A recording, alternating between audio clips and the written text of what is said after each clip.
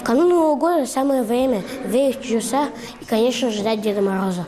В Уфе стартовала социальная акция «Елка добра» по инициативе городского центра «Индиго» и Комитета по молодежной политике. В рамках акции для мальчишек и девчонок устроили встречу с лидерами, которые на своем примере рассказали, как добиваться своих целей. Вы, наверное, уже узнали ведущих телеканала «Тамыр», Таню и Егора. Да-да, они тоже здесь. Делятся своим опытом. Мне понравилась акция «Елка добра». Вот как они там рассказывали, очень понравилось. Тоже хочу стать как они.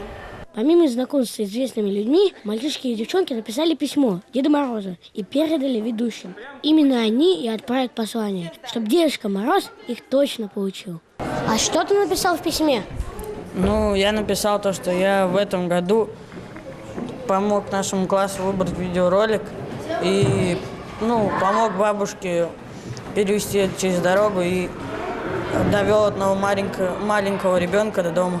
Что ты попросил у Деда Мороза? Я не просил никаких подарков, я просил просто здоровья и все. Акция «Елка добра» на этом не заканчивается. Она продолжится конкурсами и подарками.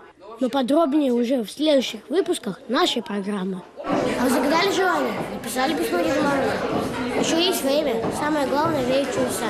Арсений Васильев, Руслан Вильбаев специально для горы новостей.